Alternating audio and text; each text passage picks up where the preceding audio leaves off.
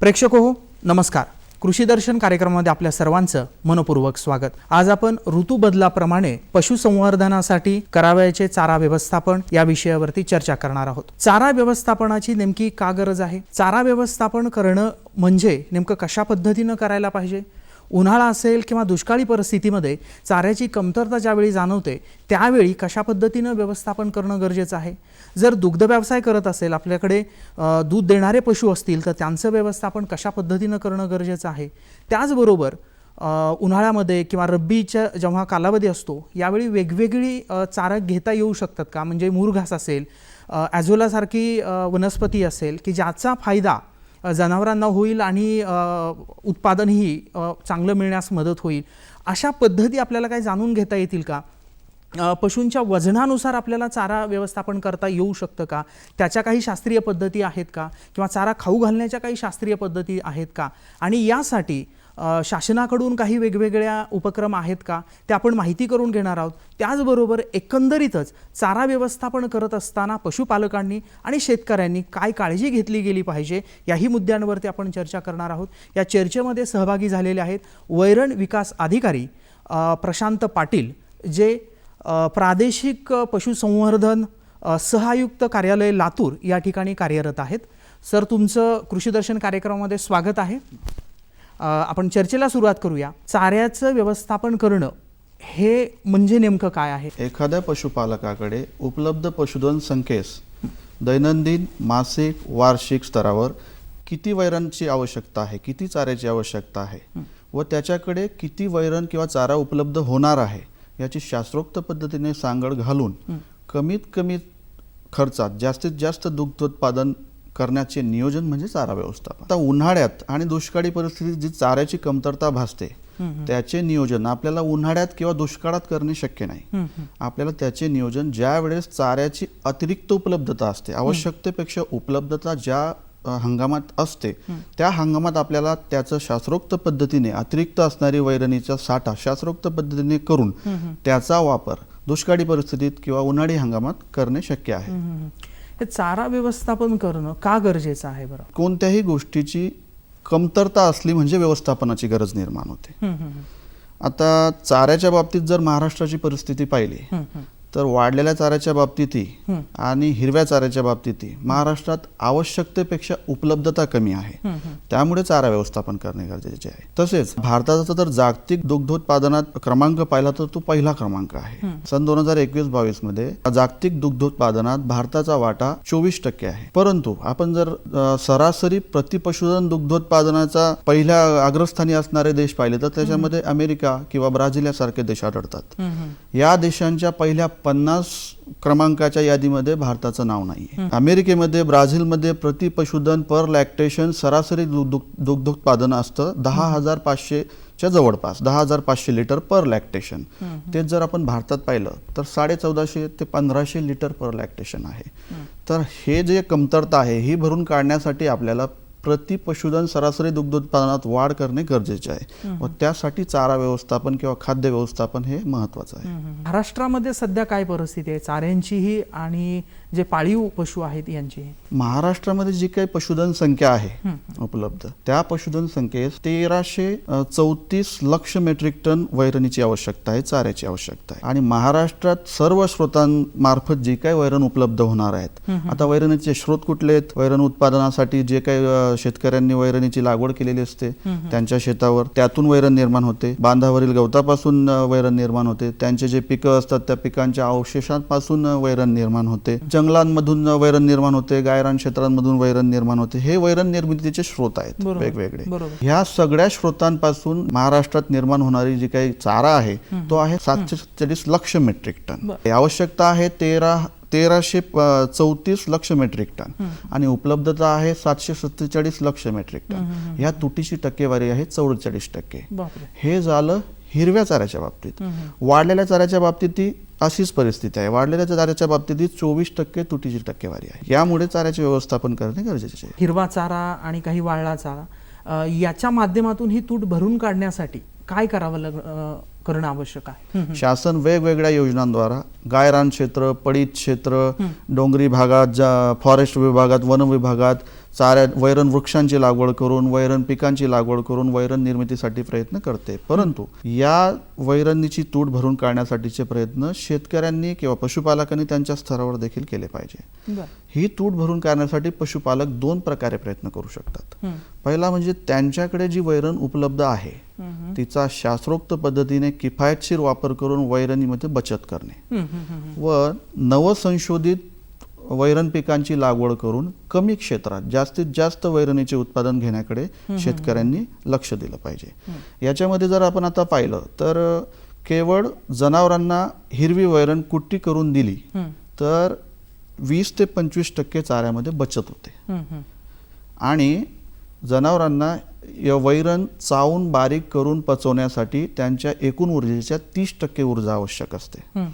ही जनावरांना चारा जर कुट्टी करून दिला तर या 30% ऊर्जेमध्ये 50 ते 60% बचत होते व ही जी शिल्लक ऊर्जा असते या शिल्लक ऊर्जेचं दूध तयार करण्यासाठी किंवा जनावरांचं दैनंदिन आरोग्यमान राखण्यासाठी त्या ऊर्जेचा उपयोग होतो. वाढलेल्या चाऱ्याची तूट भरून काढण्याच्या बाबतीत एक महत्त्वाची गोष्ट अशी आहे की महाराष्ट्रामध्ये मोठ्या प्रमाणावर तूर, हरभरा, गहू, भात या पिकांखाली क्षेत्र आहे. या पिकांचे मुख्य पीक कांडप झाल्यानंतर, धान्य कांडप झाल्यानंतर जे काही पिकांचे अवशेष उरतात हे पिकांचे अवशेष जमिनीवर पेटून टाकले जातात, जाळून टाकले जातात किंवा ते नांगरटीद्वारे ते जमिनीत पुरून टाकले जातात, कुजवले जातात. आता हे करण्यामागे 2 कारणं आहेत. हे जे पिकांचे अवशेष आहेत यांचे पोषण मूल्य खूप कमी असते. यांच्यामध्ये आवश्यक जे काही प्रथिनं आहेत, जे काही पोषण मूल्य आहेत यांचे प्रमाण खूप कमी असते. यामुळे शेतकरी किंवा पशुपालक या चाऱ्याचा उपयोग जनावरांसाठी करत नाही. आणि दुसरं म्हणजे जनावरं देखील हा चारा तेवढ्या आवडीने खात नाही म्हणून हा चारा जाळून टाकण्यात येतो शेतातच. या पद्धतीने लाखो मेट्रिक टन चारा महाराष्ट्रामध्ये वाया जातो. या चाऱ्याचं कन्वर्जन जर जनावरांचं खाद्य म्हणून करायचं असेल तर त्यासाठी शास्त्रोक्त पद्धतीने 2% ते 4% युरिया ट्रीटमेंट करता येते. युरिया प्रक्रिया करून हा जो लाखो मेट्रिक टन वाया जाणारा चारा आहे हा जनावरांना खायला देता येऊ शकतो. यामुळे वाढलेल्या चाऱ्याची देखील तूट भरून काढण्यास मदत होईल आपल्याला. ऋतू बदलाप्रमाणे चारा व्यवस्थापन कसं करणं गरजेचं आहे? कारण उन्हाळा असेल, पावसाळा असेल, हिवाळा असेल. पशुपालकांनी जनावरांचे चाऱ्याचे व्यवस्थापन हे त्यांच्या वजनानुसारच करावे. वजनानुसार चारा व्यवस्थापन केल्यामुळे जनावरांना त्यांच्या आवश्यकतेनुसार चारा मिळतो. आवश्यकतेनुसार चारा मिळाल्यामुळे चाऱ्यात तर बचत होते, खाद्यात देखील बचत होते आणि आपल्याला कमी खर्चात जास्तीत जास्त दुग्ध उत्पादन करता येते. चारा व्यवस्थापन करताना त्या पशुधनाच्या वजनाच्या 3% दैनंदिन त्याला ड्राय मॅटर देणे आवश्यक असते. आता इथे प्रश्न उपस्थित होतो की ड्राय मॅटर म्हणजे काय? कोणत्याही हिरव्या वाढलेल्या चाऱ्यात किंवा पशुखाद्यातनं पाण्याचा जो अंश असतो त्याच्यात पाण्याचा अंश काढून टाकला तर उरणारा चोथा म्हणजे ड्राय मॅटर सोप्या भाषेत.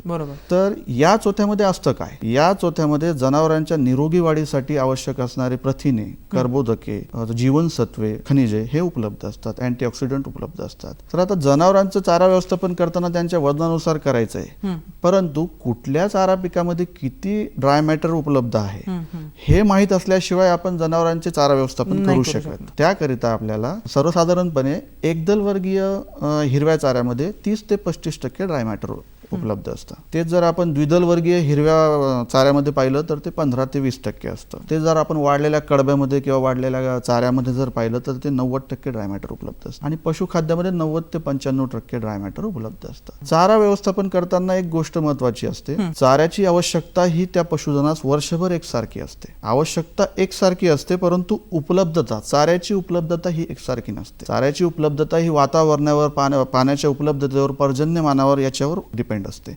त्यामुळे आपल्याला चाऱ्याचे ऋतुमानानुसार व्यवस्थापन करण्याची गरज निर्माण होते. तर आता याच्यात सर्वसाधारणपणे जर आपण 500 किलोग्रॅमचं पशुधन उदाहरणासाठी घेतलं तर 500 किलोग्रामच्या पशुधनासाठी आपल्याला 3% 15 किलोग्राम ड्राय मॅटर देणे आवश्यक आहे. तर याच्यात पशुपालकांनी 2 महत्त्वाच्या गोष्टी लक्षात ठेवल्या पाहिजे चारा व्यवस्थापन करताना. जे काही आपल्याला ड्राय मॅटर जनावरांना द्यायचे आहे त्यापैकी 70% ड्राय मॅटर हे हिरव्या किंवा वाढलेल्या चाऱ्यातनं दोघं मिळून द्यायचं आणि 30% ड्राय मॅटर हे पशुखाद्यातनं द्यायचं. आणि दुसरा नियम असा आहे की जे काही आपण ड्राय मॅटर हिरवा चारा जनावरांना खायला देणार आहोत त्या हिरव्या चाऱ्यापैकी 70% चारा हा एकदल वर्गीय असला पाहिजे आणि किमान 30% चारा हा द्विदल वर्गीय हिरवा चारा असला पाहिजे.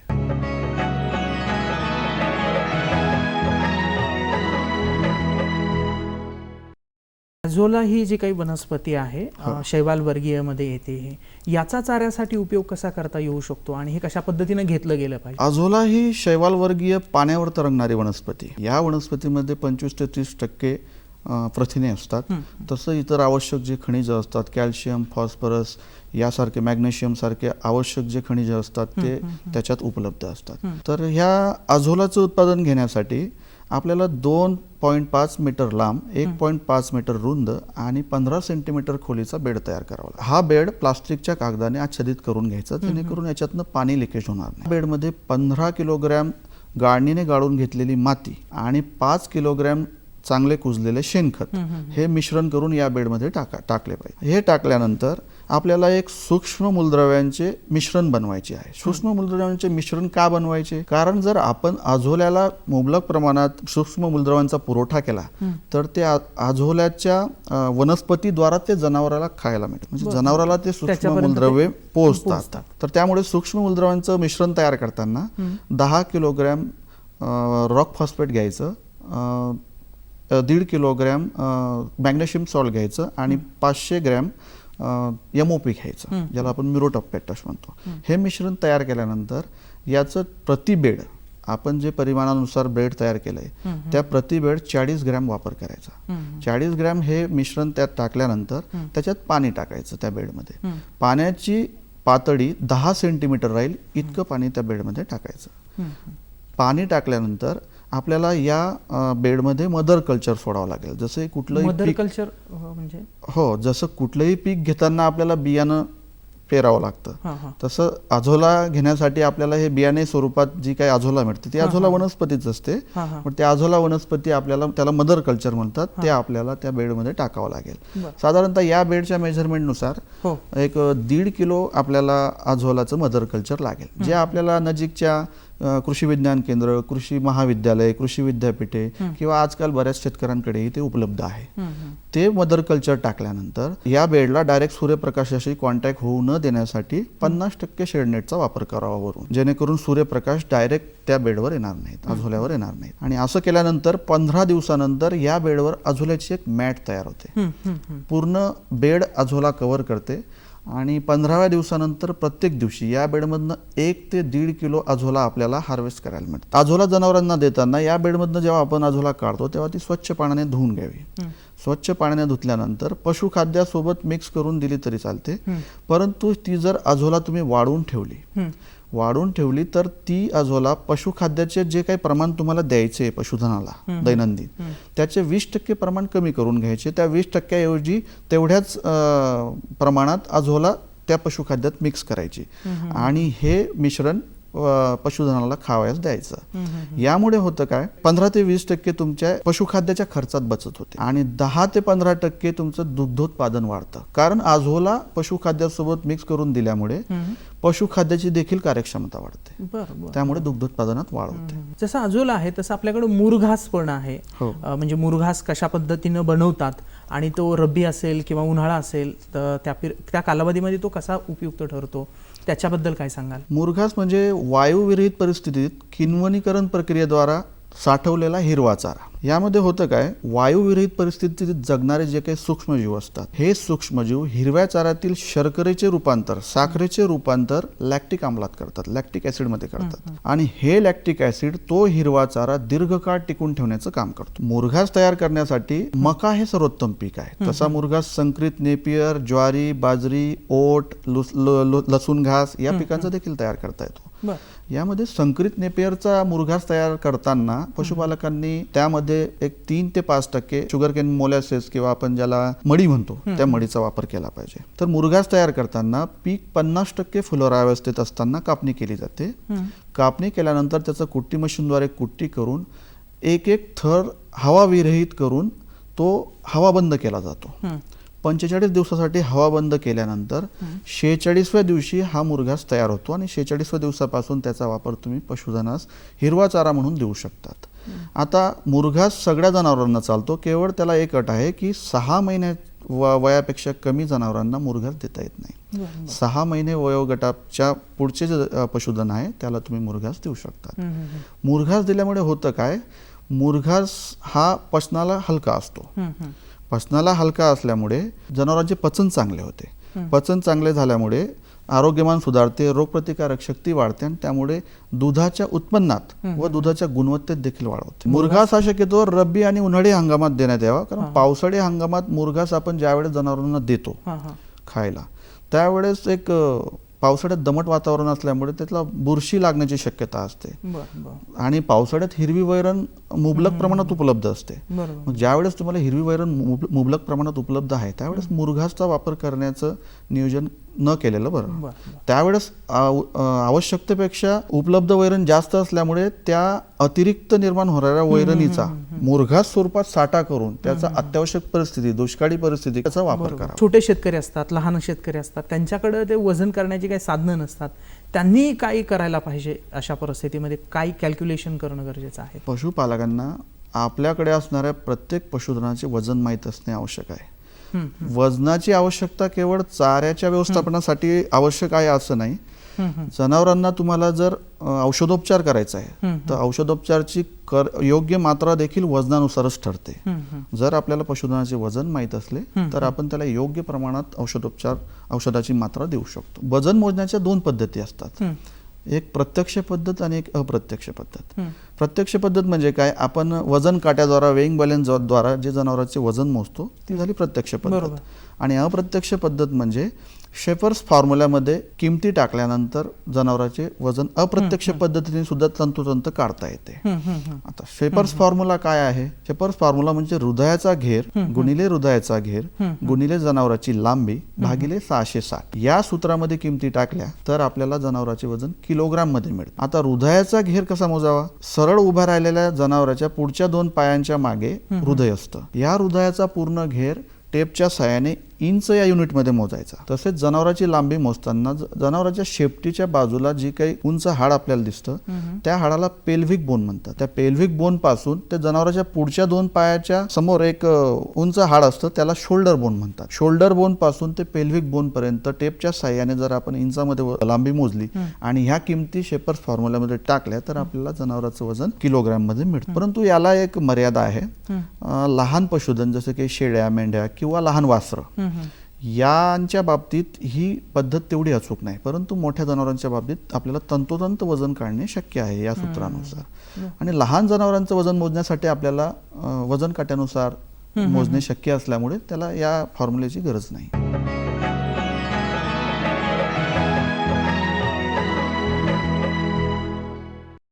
दुभती जनावरं आहेत किंवा दूध देणारी जनावरं आहेत, यांचं चारा व्यवस्थापन कसं करणं गरजेचं आहे? त्यांच्यासाठी काही शास्त्रीय पद्धती आहेत का? कशा पद्धतीनं त्या वापरल्या गेल्या पाहिजेत? एक ठोकताळ आहे किंवा त्याला एक थंब रूल म्हणतात. त्या थंब रूल नुसार जेवढं आपल्याला 3% ड्राय मॅटर जनावरांना द्यायचं आहे, हिरवा चारा, वाढलेला चारा, मुरघास वगैरे आपण जे काही देणार आहे त्याचं प्रमाण सारखं ठेवून केवळ पशुखाद्य जे आपण जनावराला देणार आहे त्याच्या बाबतीत तो नियम असा आहे की 2 लिटर जर पशुधन दूध देत असेल तर त्याला 1 किलोग्राम पशुखाद्य खाऊ घातलं पाहिजे. म्हणजे त्याच्या दुग्धोत्पादनाच्या क्षमतेनुसार त्याला पशुखाद्य खाऊ घातले पाहिजे. म्हणजे आपल्याला दुग्धोत्पादनाचा व्यवसाय परवडेल. 10 लिटर जर एखादी पशुधन दूध देत असेल तर त्याला 5 किलो पशुखाद्य दिलं पाहिजे. जर 20 लिटर दूध देणाऱ्या पशुधनाला देखील आपण 5 किलोच पशुखाद्य देऊ तर ते योग्य होणार नाही. त्याला त्याच्या दूध उत्पादनाच्या क्षमतेनुसार दिलं गेलं पाहिजे. तसंच दूध देणारे जे काही पशुधन असतात त्यांना बऱ्याच प्रमाणे खनिजांची, काही सूक्ष्म मूलद्रव्यांची गरज असते. त्यामुळे आता समजा आपण जर उदाहरण घेतलं तर 1 लिटर गाईचं दूध बनण्यासाठी गाईला 5 ग्रॅम कॅल्शियमची आवश्यकता असते आणि 3.5 ग्रॅम फॉस्फरसची आवश्यकता असते. आता दैनंदिन दुग्धोत्पादनामध्ये ह्या प्रमाणात त्याला ते मिनरल मिक्सचरद्वारा हे सूक्ष्मजीव हे हे हे सूक्ष्म मूलद्रव्य किंवा हे खनिज मिश्रणे त्या जनावराला आपल्याला दिली गेली पाहिजे. हे TMR पद्धती आहे, ही काय आहे? TMR म्हणजे टोटल मिक्स रेशन. म्हणजे सोप्या भाषेत सांगायचं तर जनावरांना आपल्याला दिवसभरातून जे काही खायला द्यायचं आहे, तो हिरवा चारा असो, तो वाढलेला चारा असो, ते पशुखाद्य असो किंवा मिनरल मिक्सचर असो, ह्या सगळ्यांचं मिश्रण करून दिवसभर त्या जनावराला तो चारा खाऊ घालायचा. याला म्हणतात TMR पद्धत. तर या पद्धतीचे फायदे काय आहेत? या पद्धतीने जनावराला चारा खाऊ घातल्यामुळे जनावराच्या रुमेनमधला पीएच जो आहे तो दिवसभर एकसारखा असल्यामुळे जनावराच्या रुमेनमधील सूक्ष्म जीव जे असतात, जे पचन घडून आणतात, त्या सूक्ष्म जीवांच्या वाढीसाठी पोषक वातावरण निर्माण होते रुमेनमध्ये आणि त्यामुळे त्या सूक्ष्म जीवांची संख्या गायीच्या पोटात, पशुधनाच्या पोटात वाढते आणि त्यांची संख्या वाढल्यामुळे पचन चांगले होते किंवा चाऱ्याचं किंवा पशुखाद्याची कार्यक्षमता वाढते. यामुळे गायीच्या दुग्ध उत्पादनात वाढ होते, रोगप्रतिकारक शक्ती देखील चांगली राहते. आपल्या शेतकऱ्यांना किंवा जे पशुपालक आहेत, म्हणजे वेगवेगळे दुग्ध व्यवसाय करतायत किंवा इतरही पशु पाळतायत, त्यांना काय शेवटी सल्ला द्याल? शेतकऱ्यांना मी एकच सल्ला देऊ इच्छितो की पशुपालन हा व्यवसाय शेतकऱ्याला समृद्ध करण्याची क्षमता असणारा जोडधंदा आहे. या जोडधंद्याकडे शास्त्रोक्त पद्धतीने पाहून व्यावसायिक दृष्टीने नियोजन करून कमीत कमी खर्चात जास्तीत जास्त दुग्धोत्पादन करण्याचा प्रयत्न शेतकऱ्यांनी केले पाहिजे. तर यामध्ये शेतकऱ्यांनी चारा कुट्टी करून दिला पाहिजे जनावरांना, तो TMR पद्धतीनेच खाऊ घातला पाहिजे. पशुखाद्यावरील खर्च कमी करण्यासाठी अझोलासारख्या पर्यायांचा वापर केला पाहिजे. तसेच अतिरिक्त वैरणीचं व्यवस्थित नियोजन करून दुष्काळी परिस्थितीत, उन्हाळी परिस्थितीत जनावरांना चाऱ्याची टंचाई भासणार नाही या दृष्टीने नियोजन केले पाहिजे. आणि हे सगळं केल्यानंतर त्यांना व्यावसायिक दृष्टीने हा व्यवसाय जर त्यांनी केला, या व्यावसायिक दृष्टीने बघून, तर त्यांना जास्तीत जास्त याच्यातून अर्थार्जन होईल. शास्त्रीय पद्धतीने जर चारा दिला आणि त्याचं व्यवस्थापन योग्य प्रकारे केलं तर आपल्याला उत्पादन तर चांगलं मिळतंच, शिवाय आर्थिक बचतही होते. त्याचबरोबर आपले जे पशुधन आहे ते सुरक्षित राहू शकतात, त्यांचं आयुर्मान वाढण्यासाठी मदत होते आणि एकंदरीतच आपलं दुग्ध व्यवसाय जे पशु दूध देत आहेत त्यांचं दूध वाढण्यासाठी ही मदत होते. सर, तुम्ही आज कृषी दर्शन कार्यक्रमामध्ये सहभागी झालात आणि अत्यंत महत्त्वाची माहिती दिली, त्याबद्दल आपले मनपूर्वक आभार. धन्यवाद. धन्यवाद.